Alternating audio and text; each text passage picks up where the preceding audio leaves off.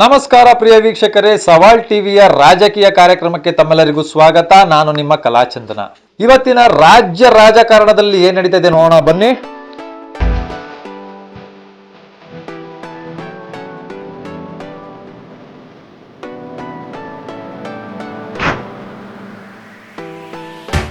ಭಗವದ್ಗೀತೆ ಬೋಧನೆಯ ವಿಷಯ ರಾಜ್ಯ ರಾಜಕಾರಣದಲ್ಲಿ ಭಾರಿ ಚರ್ಚೆ.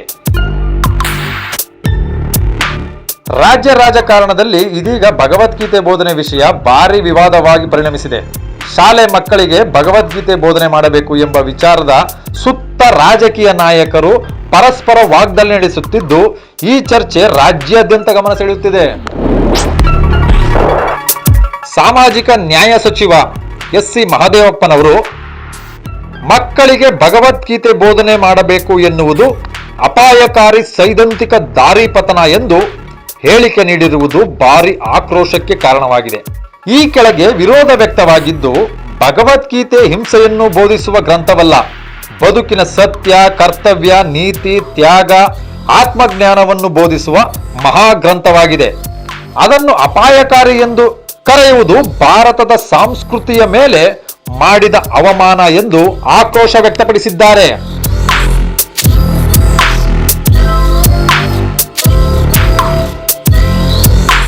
ಸಿಎಂ ಸಿದ್ದರಾಮಯ್ಯನವರು ಎಚ್.ಡಿ. ಕುಮಾರಸ್ವಾಮಿ ಅವರ ವಿರುದ್ಧ ಟೀಕೆಗಳ ನಡುವೆ ಮಾನವವಾದಿ ಎಂದು ಕಿಡಿಕಾರಿದ್ದಾರೆ. ಭಗವದ್ಗೀತೆ ವಿಚಾರದಲ್ಲಿ ಕುಮಾರಸ್ವಾಮಿ ತೆಗೆದುಕೊಂಡಿರುವ ನಿಲುವು ಸಾಮಾಜಿಕ ನ್ಯಾಯದ ವಿರುದ್ಧವಾಗಿದೆ ಎಂಬ ಆರೋಪವನ್ನು ಅವರು ಮಾಡಿದ್ದಾರೆ. ಸಿದ್ದರಾಮಯ್ಯನವರ ಈ ಮಾತಿಗೆ ಕುಮಾರಸ್ವಾಮಿ ಅವರು, ನಾನು ಕೃಷ್ಣನ ತತ್ವವನ್ನು ನಂಬುತ್ತೇನೆ, ಕಂಸನ ಹಿಂಸೆಯನ್ನಲ್ಲ. ಆದರೆ ಕಾಂಗ್ರೆಸ್ ನಾಯಕರು ಕಂಸನ ಮಾರ್ಗವನ್ನೇ ಅನುಸರಿಸುತ್ತಾರೆ ಎಂದು ತೀವ್ರ ವಾಗ್ದಾಳಿ ನಡೆಸಿ, ಇದಕ್ಕೆ ಎಚ್.ಡಿ. ಕುಮಾರಸ್ವಾಮಿ ಅವರು ತಿರುಗೇಟು ನೀಡಿದ್ದಾರೆ. ಕೇಂದ್ರ ಶಿಕ್ಷಣ ಸಚಿವರಿಗೆ ಬರೆದ ಎಚ್.ಡಿ. ಕುಮಾರಸ್ವಾಮಿಯವರ ಪತ್ರವೇ ವಿವಾದದ ಕೇಂದ್ರ ಬಿಂದು. ಈ ವಿವಾದಕ್ಕೆ ಮೂಲ ಕಾರಣವಾಗಿರುವುದು ಎಚ್.ಡಿ. ಕುಮಾರಸ್ವಾಮಿಯವರು ಕೇಂದ್ರ ಶಿಕ್ಷಣ ಸಚಿವ ಧರ್ಮೇಂದ್ರ ಪ್ರಧಾನ್ ರವರಿಗೆ ಪತ್ರ ಬರೆದದ್ದೇ. ಆ ಪತ್ರದಲ್ಲಿ ಶಾಲಾ ಶಿಕ್ಷಣದಲ್ಲಿಯೇ ಭಗವದ್ಗೀತೆಯ ನೈತಿಕ ಹಾಗೂ ಆಧ್ಯಾತ್ಮಿಕ ಮೌಲ್ಯಗಳನ್ನು ಪರಿಚಯಿಸಬೇಕು, ಮಕ್ಕಳಲ್ಲಿ ಶಿಸ್ತು, ಧಾರ್ಮಿಕತೆ, ಸಹಿಷ್ಣುತೆ, ಆತ್ಮನಿಯಂತ್ರಣ ಬೆಳೆಸಲು ಗೀತೆಯ ತತ್ವ ಅಗತ್ಯವಾಗಿದೆ. ಇದು ಯಾವುದು ಧರ್ಮದ ಏರಿಕೆಯಲ್ಲ, ಮೌಲ್ಯಾಧಾರಿತ ಶಿಕ್ಷಣ ಎಂಬ ಅಂಶಗಳನ್ನು ಸ್ಪಷ್ಟವಾಗಿ ಉಲ್ಲೇಖಿಸಿದ್ದಾರೆ.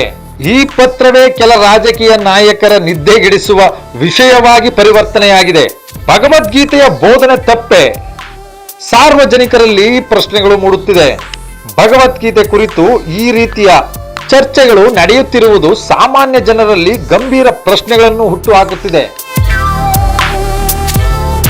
ಶ್ರೀ ಕೃಷ್ಣ ಜಗತ್ತಿಗೆ ನೀಡಿದ ಸಂದೇಶ ತಪ್ಪೆ? ಕರ್ತವ್ಯ, ಜ್ಞಾನ, ಆತ್ಮಜ್ಞಾನ ಇವೆಲ್ಲವನ್ನು ಬೋಧಿಸುವ ಗೀತೆಯನ್ನು ಮಕ್ಕಳಿಗೆ ಹೇಳಬಾರದೆಯೇ?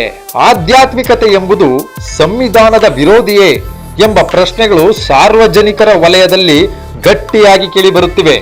ಸಂವಿಧಾನ ಮತ್ತು ಭಗವದ್ಗೀತೆ ಪರಸ್ಪರ ವಿರೋಧಿಗಳಲ್ಲ. ಕಾನೂನು ಪ್ರಕಾರ ಬದುಕಲು ಸಂವಿಧಾನ ಅವಶ್ಯಕ, ಆದರೆ ನೈತಿಕತೆಯಿಂದ ಬದುಕಲು ಭಗವದ್ಗೀತೆ ಅಗತ್ಯ ಎಂಬ ನಿಲುವು ಬಹುಜನರಲ್ಲಿ ಬಲವಾಗಿ ಮೂಡುತ್ತಿದೆ. ಸಂವಿಧಾನವು ನಾಗರಿಕರ ಹಕ್ಕು, ಕರ್ತವ್ಯ, ಶಿಕ್ಷೆ, ಆಡಳಿತ ವ್ಯವಸ್ಥೆ ನಿರ್ಧರಿಸುತ್ತದೆ. ಆದರೆ ಭಗವದ್ಗೀತೆ ಮನುಷ್ಯನ ಆತ್ಮಶುದ್ಧತೆ, ಕರ್ಮಯೋಗ, ನೈತಿಕ ಬದುಕು, ಅನಾಸಕ್ತ ಕರ್ತವ್ಯವನ್ನು ಬೋಧಿಸುತ್ತದೆ. ಎರಡೂ ಪರಸ್ಪರ ವಿರೋಧವಲ್ಲ, ಪೂರಕ ಎಂಬ ಅಭಿಪ್ರಾಯ ವ್ಯಕ್ತವಾಗಿದೆ. ಅಂಬೇಡ್ಕರ್ ಅವರು ಗೀತೆಯನ್ನು ಓದಿರಲಿಲ್ಲವೇ? ಇದು ಜನಸಾಮಾನ್ಯರ ಪ್ರಶ್ನೆ. ಇದಕ್ಕೆ ಸಮಾನವಾಗಿ ಇನ್ನೊಂದು ಪ್ರಶ್ನೆಯು ಜನರಲ್ಲಿ ಕೇಳಿ ಬರುತ್ತಿದೆ.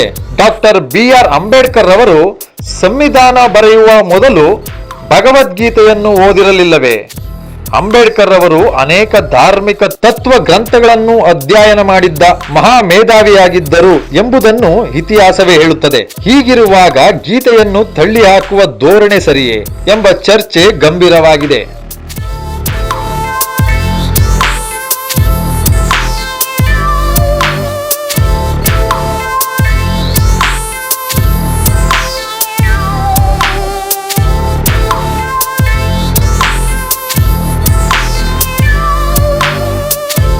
ಇದು ಇವತ್ತಿನ ರಾಜ್ಯ ರಾಜಕಾರಣದಲ್ಲಿ ನಡೆಯುತ್ತಿರುವ ಚರ್ಚೆಯಾಗಿದ್ದು, ಇದೇ ರೀತಿ ಹೆಚ್ಚಿನ ಸುದ್ದಿಗಾಗಿ ನೋಡ್ತಾ ಇರಿ ನಮ್ಮ ಸವಾಲ್ ಚಾನಲ್. ನಾನು ಮತ್ತೊಮ್ಮೆ ಬರ್ತೇನೆ ಒಂದು ಹೊಸ ರಾಜಕೀಯ ಸುದ್ದಿಯೊಂದಿಗೆ. ಅಲ್ಲಿವರೆಗೂ ನೋಡ್ತಾ ಇರಿ ನಮ್ಮ ಸವಾಲ್ ಚಾನಲ್. ಸಬ್ಸ್ಕ್ರೈಬ್ ಮಾಡಿ, ಲೈಕ್ ಮಾಡಿ, ಶೇರ್ ಮಾಡಿ. ನಮಸ್ಕಾರ.